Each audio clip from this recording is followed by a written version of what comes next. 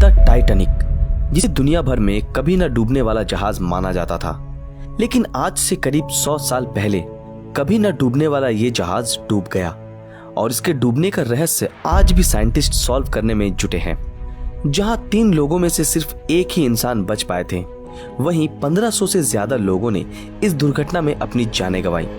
लेकिन इन सब मरे हुए लोगों में से सिर्फ 340 लाशों को ही बरामद किया जा सका। तो अब ये सवाल उठता है कि बाकी के 1160 लाशों का क्या हुआ। चलिए उससे पहले एक रिकैप देख लेते हैं। अप्रैल 14, 1912 को जब आरएमएस टाइटैनिक एक आइसबर्ग से टकराने की वजह से पानी में समाने लगा, जिस वजह से 1000 से ज्यादा लोग नॉर्थ अटलांटिक ओशियन के बर्फीले पानी में डूबकर मारे गए, जिसका तापमान -2 डिग्री सेल्सियस बताया जाता है। इतने लोगों के मारे जाने के पीछे जो सबसे अहम कारण बताया जाता है वो है टाइटैनिक पर लाइफ बोट्स की कमी। जहां टाइटैनिक के पैसेंजर कैपेसिटी के हिसाब से 60 लाइफ बोट्स होने चाहिए थे, वहीं टाइटैनिक पर सिर्फ 20 लाइफ बोट्स ही मौजूद थे। लेकिन इतने बड़े शिप पे लाइफ बोट की कमी हुई कैसे? जब टाइटैनिक अपनी यात्रा शुरू करने वाला था, तब टाइटैनिक के मालिक दल ने ये देखा कि अधिक लाइफ बोट की वजह से टाइटैनिक के डेक का लुक फीका फीका लग रहा है और इसी कारण उन्होंने लाइफ बोट्स को कम करने का फैसला किया। लेकिन किसे पता था कि टाइटैनिक को खूबसूरत दिखाने का ये निर्णय इतने सारे लोगों की जान ले लेगा। इससे बुरा और क्या हो सकता है कि शुरुआत में जिन लाइफ बोट्स को रिलीज किया गया उसमें आधे पैसेंजर्स भी ठीक से सवार नहीं थे, जिसमें अगर भर भर के लोगों को चढ़ाया जाता तो शायद और भी बहुत सारे मासूमों की जान बचाई जा सकती थी। इसके बावजूद भी उन डूब रहे यात्रियों को उस बर्फीले पानी में डूबने से बचाया जा सकता था अगर टाइटैनिक के पास से गुजर रहे दूसरे शिप्स ने टाइटैनिक से भेजे गए सिग्नल्स को देख पाते। लेकिन दुर्भाग्य से ऐसा हुआ नहीं, क्योंकि साइंटिस्ट ये बताते हैं कि इन सिग्नल्स को न देख पाने का कारण था लाइट रिफ्रैक्शन। और साइंटिस्ट ये भी बताते हैं कि यही घटना उस वक्त भी हुई थी जब टाइटैनिक आइसबर्ग से टकराने वाला था, जिस कारण टाइटैनिक के चालक उस आइसबर्ग को नहीं देख पाए और बहुत देर हो गई। बहुत लोगों का ये कहना है कि आइसबर्ग को नहीं देख पाने का मुख्य कारण था कि टाइटैनिक के चालक के पास दूरबीन नहीं थी।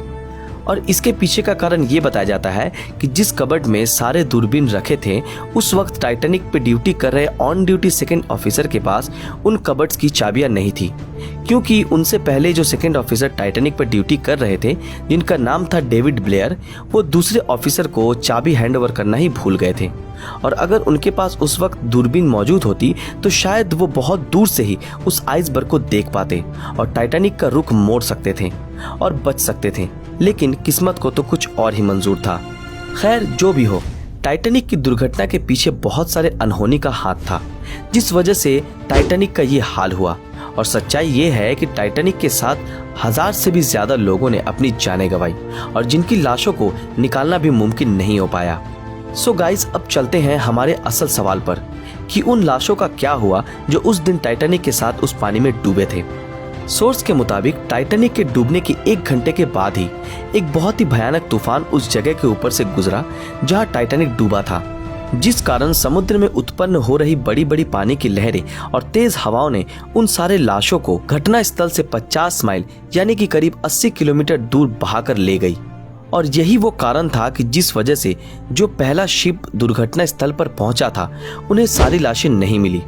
जिन लोगों की लाशें नहीं मिली उनकी कब्र तो समुद्र की गहराई में ही बन गई, लेकिन जिन लोगों की लाशों को ढूंढा जा सका उनको हैलिफैक्स कनाडा भेजा गया और वहीं उन्हें दफना दिया गया।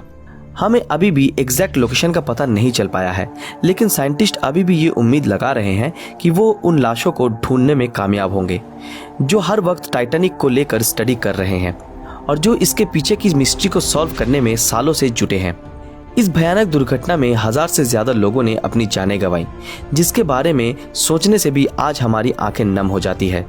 लेकिन अफसोस की बात तो ये है कि उस दिन उस दुर्घटना को टाला जा सकता था, लेकिन किस्मत का लिखा कौन पलट सकता है।